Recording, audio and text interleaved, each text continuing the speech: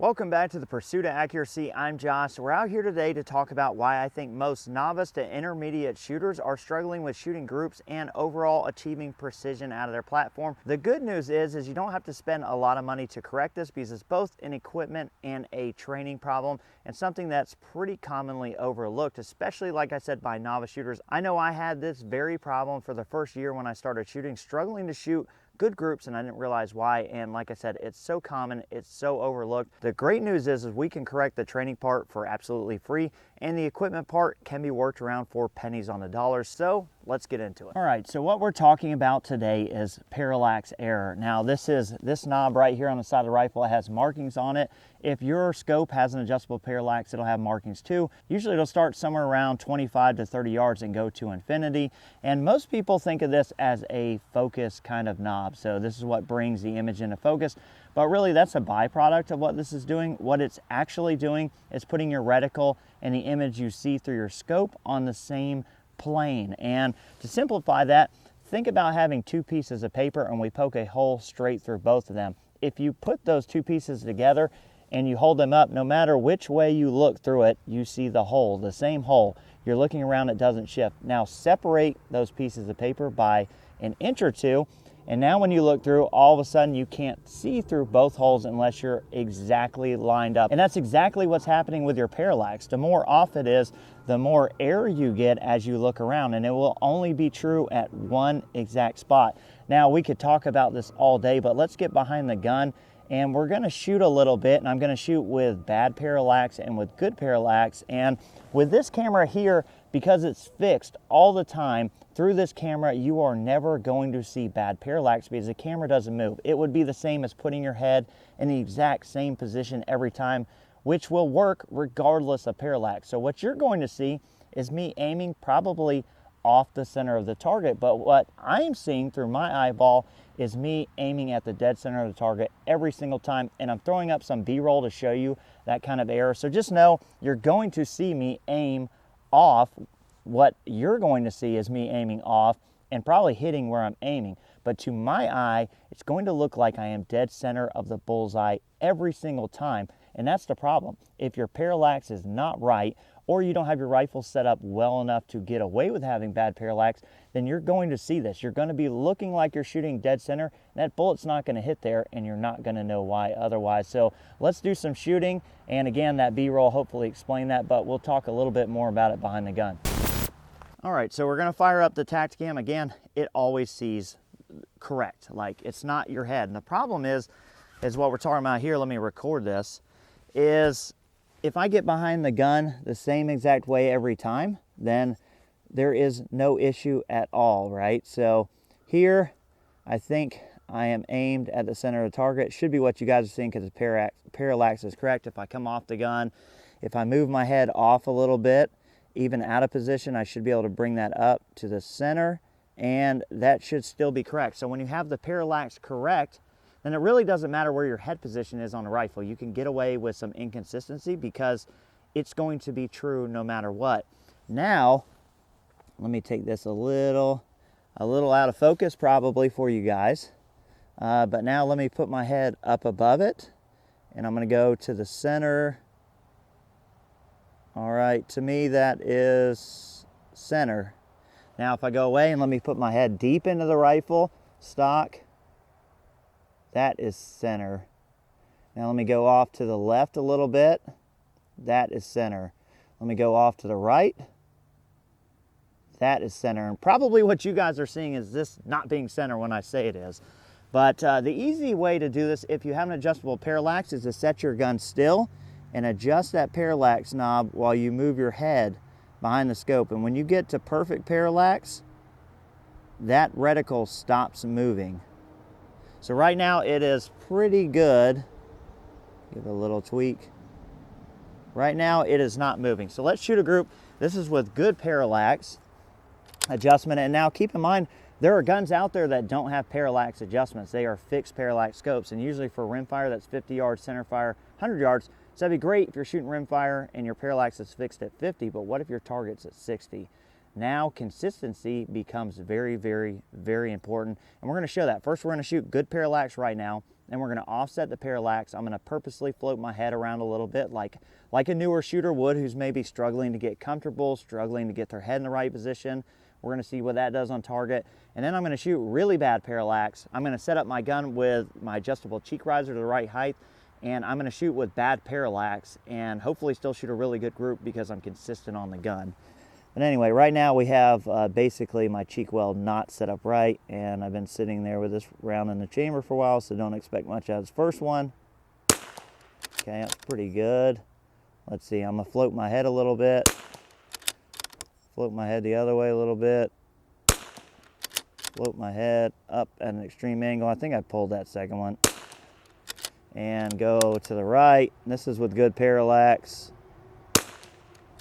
And let's do something really wonky. We're gonna go way up, crane my head.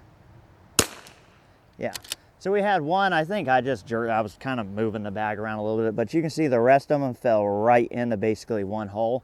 So let's do that same exercise now with bad parallax. And again, this is probably out of focus for you guys, but I'm trying to get to an extreme here so that it proves a point. All right, we have bad parallax.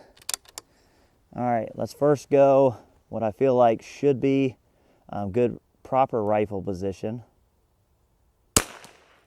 Okay, now I'm gonna come up off the gun and crane my head over. That was good. I'm gonna come off to the right now.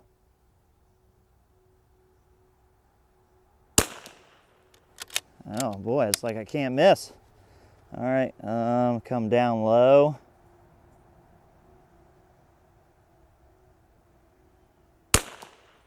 There's a good example of, and I think we're a short one here. Let's get a couple more rounds in it. And at 50 yards, you know, obviously we can control the environmentals better here. That's why we're doing this at 50. But it will be the difference between what could have been a 0.1 group and a 0.3 group. You know, it's not going to shoot all of a sudden an inch because you're parallax. Your head would have to be so crazy out of position, it just would be unrealistic. So, you know, we're not trying to make this unrealistic or a bigger deal than what it is, but I said it can be the difference between a 0.3 and a 0.1 group. And, you know, when you're lot testing ammo, when you're trying to get your gun set up, when you're trying to get yourself dialed in, you know, that's a lot. That's a lot of change and variable. So I think we needed one more here. Where didn't we go? We didn't go high. So let's go high. Let's see. Okay, now let me get this back in focus. And yeah, so it's kind of vertical stringing, had one kind of far out there. Let's go the other way with the parallax. Again, bad parallax here. Let's see, let's make sure this moves around. Yeah, all right, so we're really, really bad on parallax now. And people would probably say, well, why in the world would you ever be that far off? Again, fixed parallax scopes, and think about guys who are shooting NRL and PRS. A lot of times during matches, if I have targets from 75 to 180, I set my gun at like 115, 120, the middle. I shoot the whole stage like that because fine-tuning your parallax takes time. Now, if it's, you know, if you got the time and the target's really small, then great, do it. But a lot of times when we're shooting these matches, we don't. So I'm shooting dirty parallax a lot. And again, if you got a fixed parallax power scope, which a lot of newer shooters are going to get a budget optic, and a lot of times really budget optics don't have adjustable parallax. It's just not a feature you get. And a lot of times they're going to be shooting something, you know, not like an ACC Elite, but a traditional stock that doesn't have a cheek riser built in, and that's where we can get into some problems. All right, so we are way out. I got to come a little bit, and there we go. And we should have some parallax error here.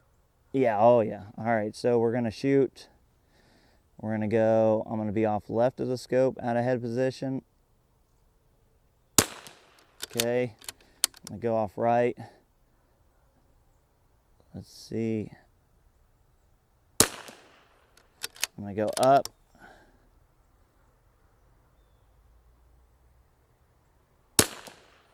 I'm going to go down. That up seems to be the worst.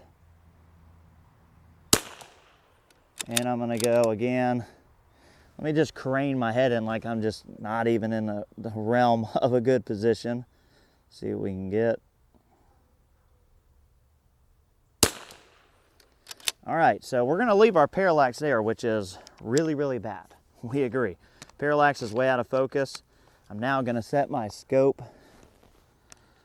cheek riser in the wrong way first, but we're gonna put this to where I feel like I can get a good consistent stance on the gun. Again, nothing has changed. This is still hopefully recording, my God. And yeah, we're gonna come off the gun, and the group may move off target because of my head position, but we should be able to shoot a group. And I'll come on and off the gun. Let's see, I lost the dang target here. All right, I'm gonna shoot at the last one there. So I'm gonna come on and off the gun. Let's see.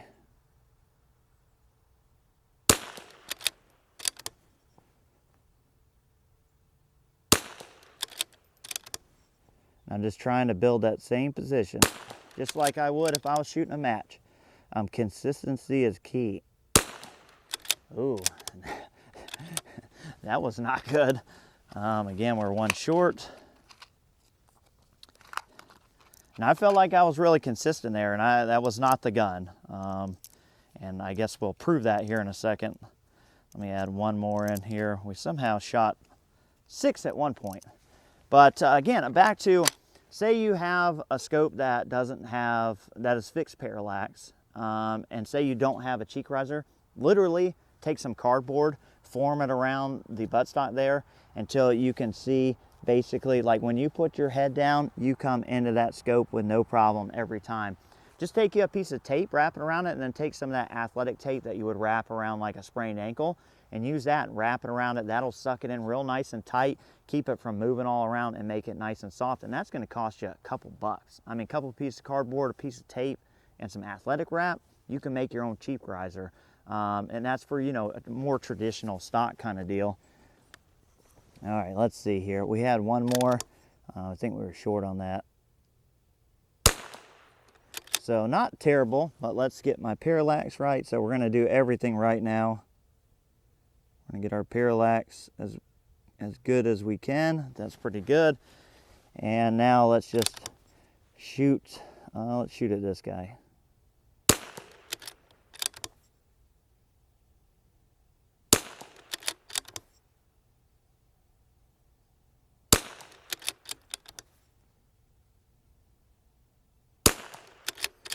I want to leak out a little high, but still a 0.3. So of course this problem will only get worse as you go, but I just wanted to make this video to let you guys know to be mindful of this. If you have a fixed parallax scope, then you're pretty much stuck at a distance. You have to build consistency on your rifle, and if you don't have a cheek riser, you need to make one. You need to get on the gun the same exact time every time to build that consistency. Now, even if you have an optic with parallax that's marked, do not trust the markings. Verify for yourself. Go to 50, get behind the gun, don't touch it, move your head around. The reticle should remain exactly still. Fine tune that in, make yourself a mark. Go out to 100, 200 yards. Do that for all the distances you would normally shoot at. Make sure your parallax is 100%. And again, if you're gonna be shooting a fixed parallax scope, or you're gonna be like me shooting PRS or NRL, where on props and you may not have time to dial it, then again, the consistency becomes a huge, huge thing. Addressing the rifle the same every time, getting on and off the rifle the same way every time. And you can see there on target the disparities through the scope camera. I appreciate you guys watching. We'll catch you on the next one.